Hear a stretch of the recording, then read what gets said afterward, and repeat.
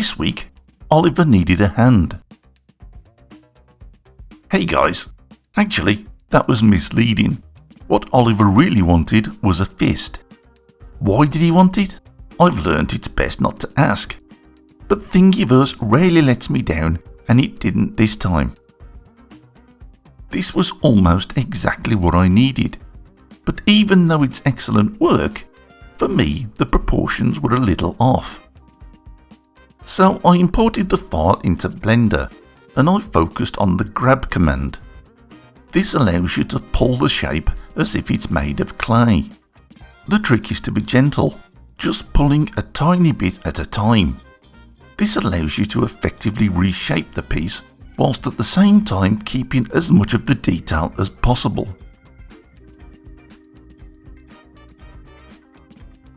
And that's it, quite honestly. About an hour of pushing, pulling and occasional smoothing until I ended up with something that I liked the look of. Now Oliver tells me he has a shaft that's about an inch wide, and whilst that's really none of my business, he also said he wants to place a cast bronze fist on the end of his shaft. Hey, it's not for me to judge, but I clearly needed to make a simple collar attachment. I could have made the collar in Blender, but Fusion offers me absolute accuracy with sizing.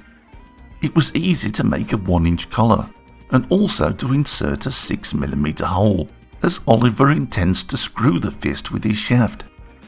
Hopefully he intends to use an M6 tap and threaded rod, but I'm not one to ask questions.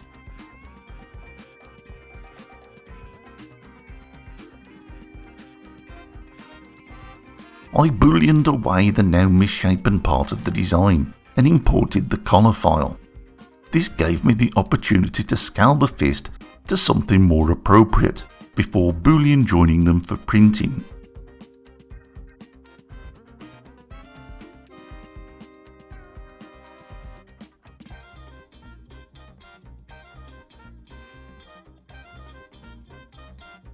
This would be a fair sized print, so I hollowed out the model and added a couple of small drainage holes to allow excess resin to drain away.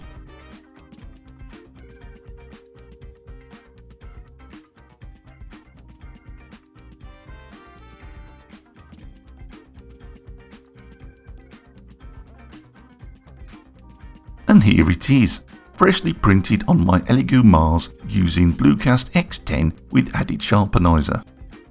I think it's an amazingly cute print.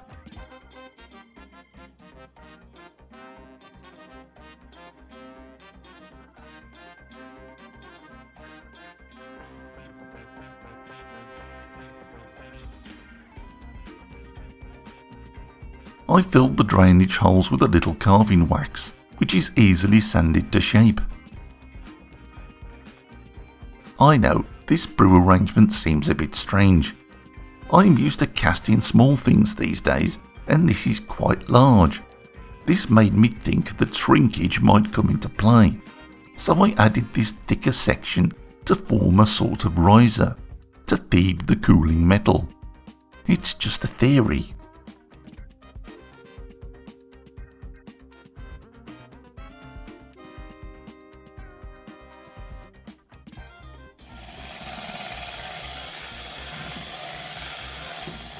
Investment plaster is mixed to fill the metal flask.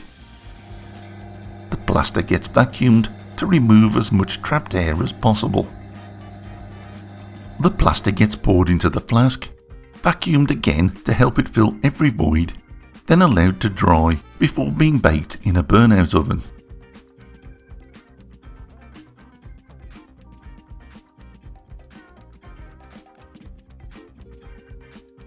Once again, I went with silicon bronze, as it's what I had available.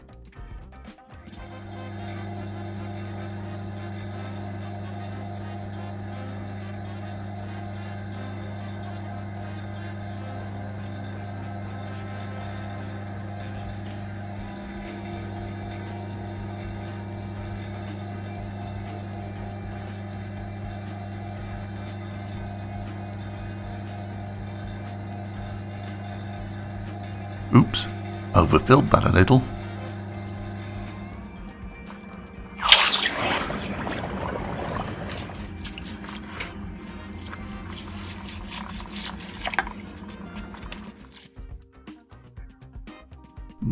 he focuses the camera.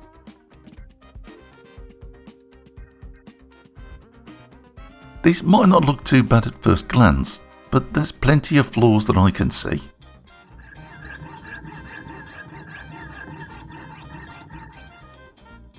Normally, I'd file this little bit off, but what's the point of having toys and not playing with them?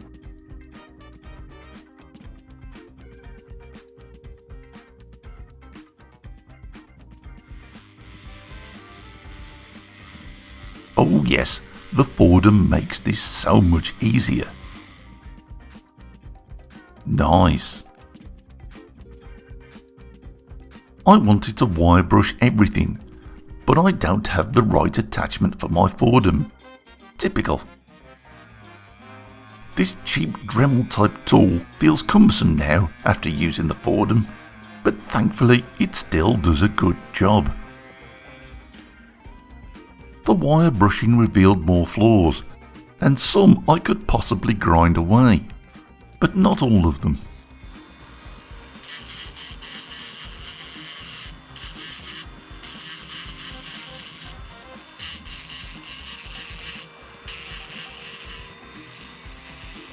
This is Dialux Blue. Someone wrote in and recommended I use it instead of Tripoli. It's less messy, if you're not stupid enough to overload the mop.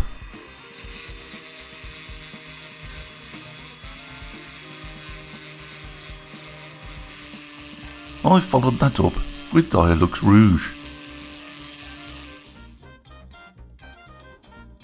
And here it is, brought to you by incredibly expensive special effects.